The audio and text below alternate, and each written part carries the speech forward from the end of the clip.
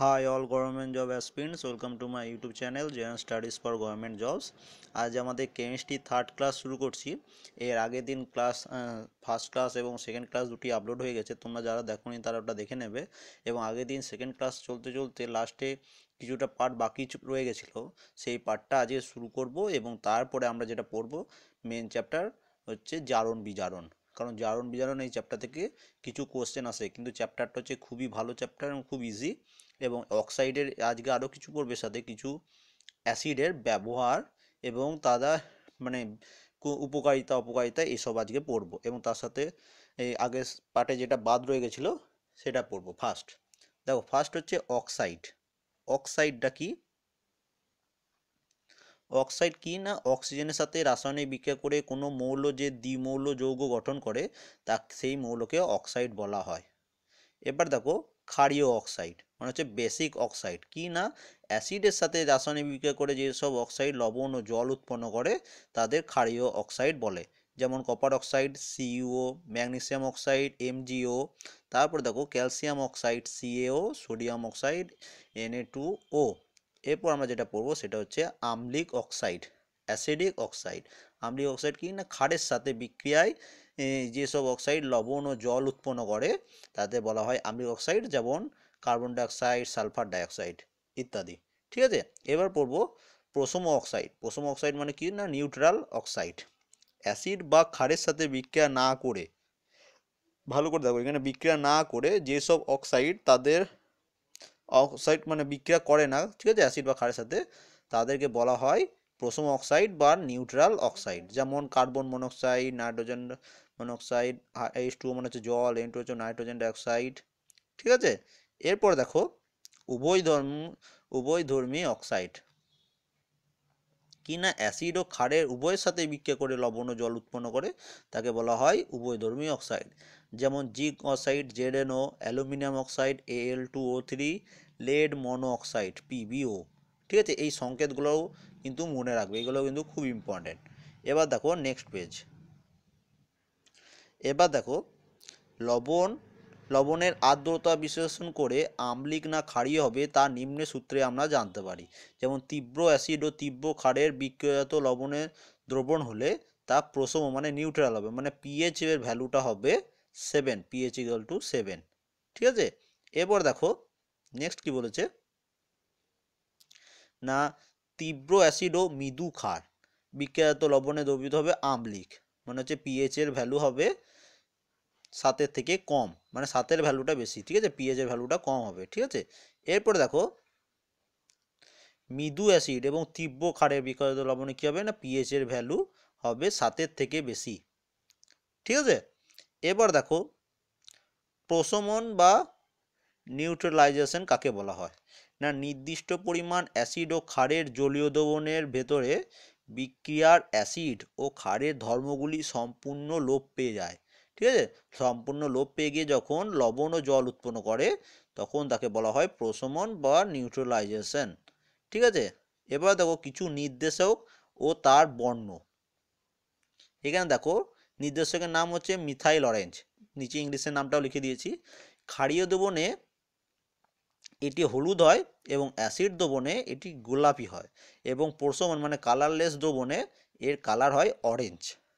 তারপরে দেখো ফেনপথ্যালিন, এর ক্ষারীয় দ্রবণে কি হয় না গোলাপি, অ্যাসিড দ্রবণে কি হয় না বর্ণহীন, এবং প্রশমন দ্রবণে কি হয় না প্রশমন দ্রবণেও এটি বর্ণহীনই থাকে।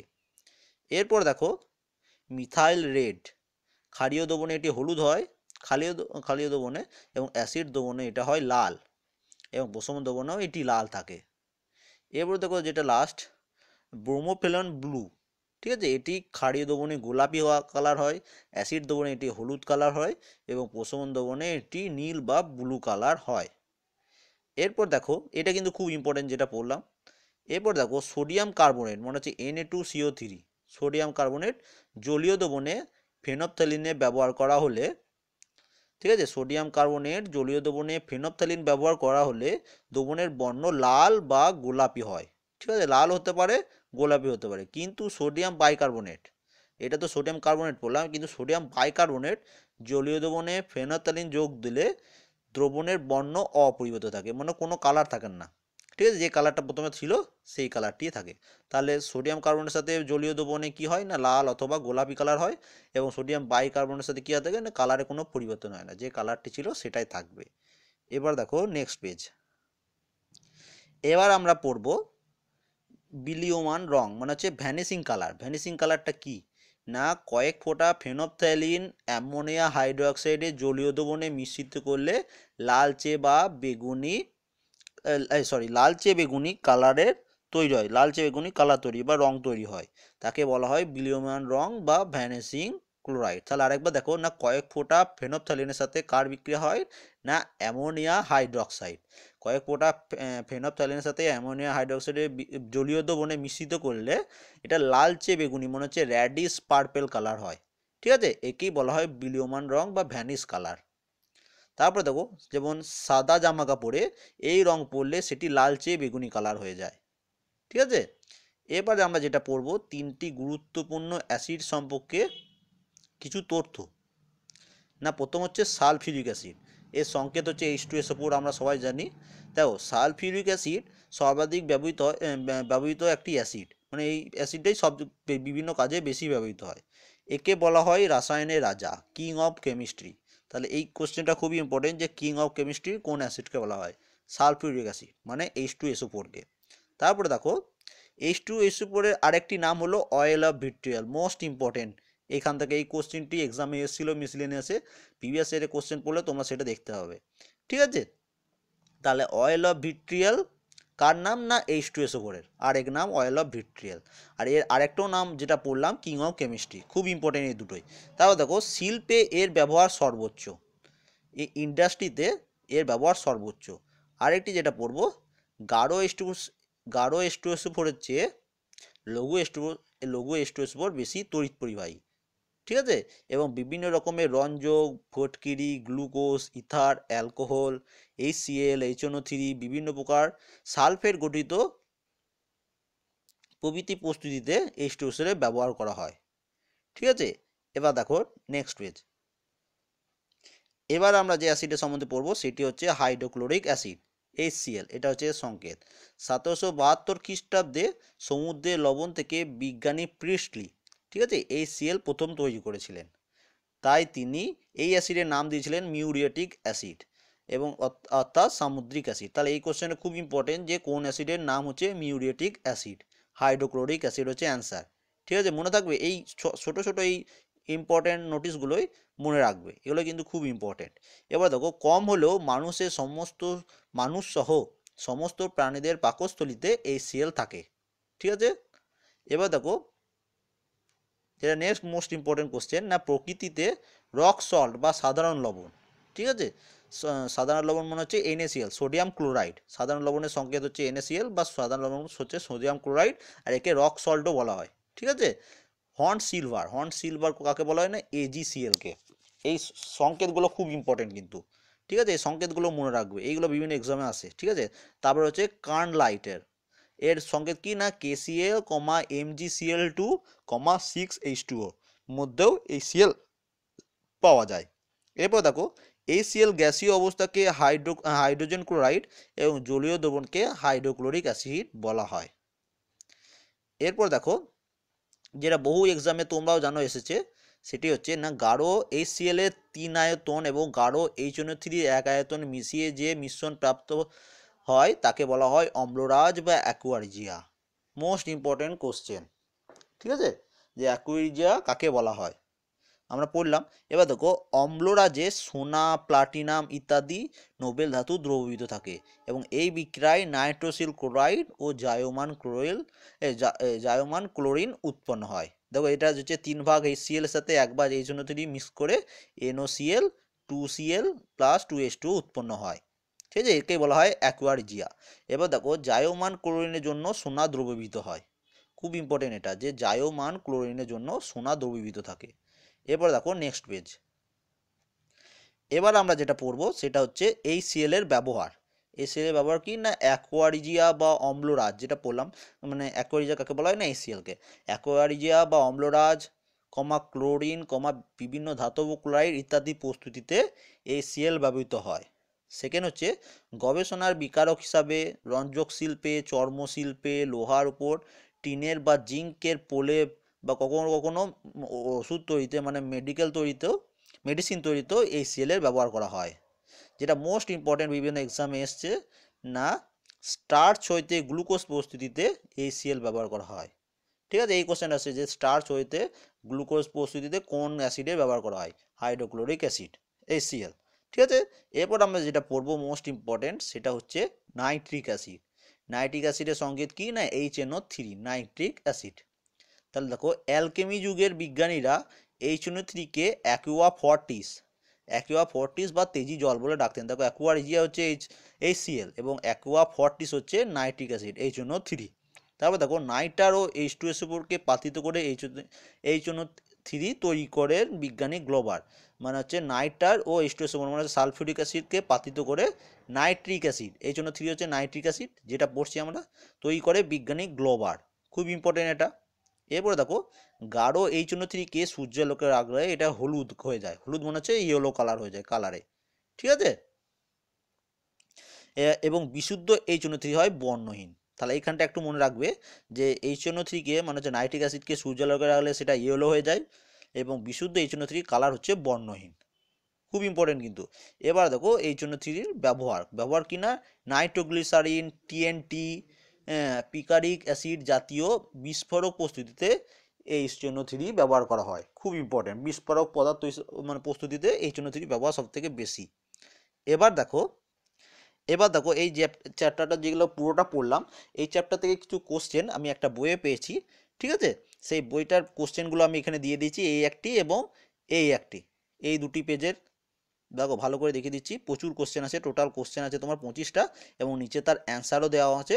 ঠিক আছে, এই কোশ্চেনগুলো একটু রেডি করে নেবে, তাহলে তোমাদের এই যে অ্যাসিড ক্ষার লোভ, এই যে চ্যাপ্টার পড়ছিলাম আমরা অ্যাসিড ক্ষারক লবণ অক্সাইড, এই আগের সেকেন্ড ভিডিও এবং এটার থার্ড ভিডিও, এই দুটো চ্যাপ্টারের কোশ্চেন এখানে তোমরা পেয়ে যাবে। দেখো 25টা কোশ্চেন আছে এবং কোশ্চেনগুলো খুবই ইম্পর্টেন্ট, এই কোশ্চেনগুলো তোমরা রেডি করে নেবে এবং এগুলোর অ্যান্সারও দেখো নিচে এখানে লেখা রয়েছে।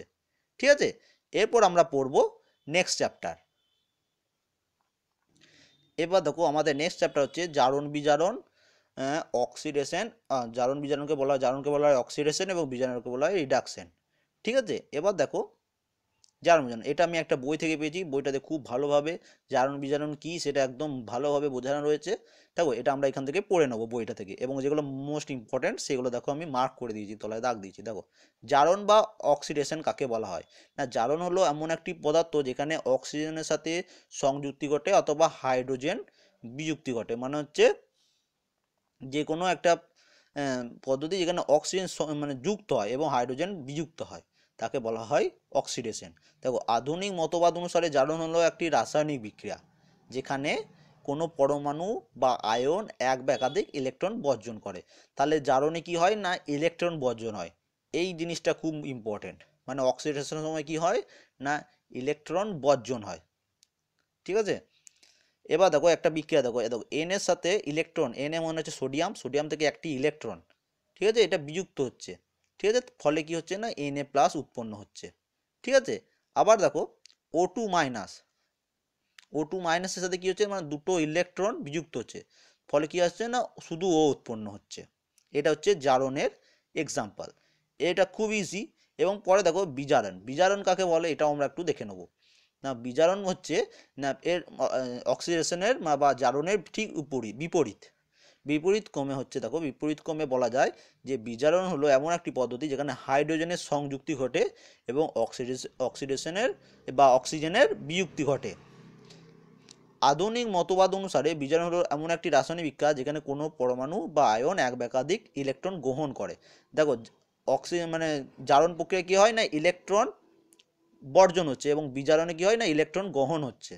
খুব ইম্পর্টেন্ট, এটা মনে রাখবে। ঠিক আছে, দেখো তখন অক্সিজেনের সাথে দুটো ইলেকট্রন যখন যুক্ত হচ্ছে তখন এটা হচ্ছে O-। আবার দেখো সোডিয়ামের সাথে যখন একটা ইলেকট্রন জয়েন হচ্ছে তখন শুধু সোডিয়াম হচ্ছে।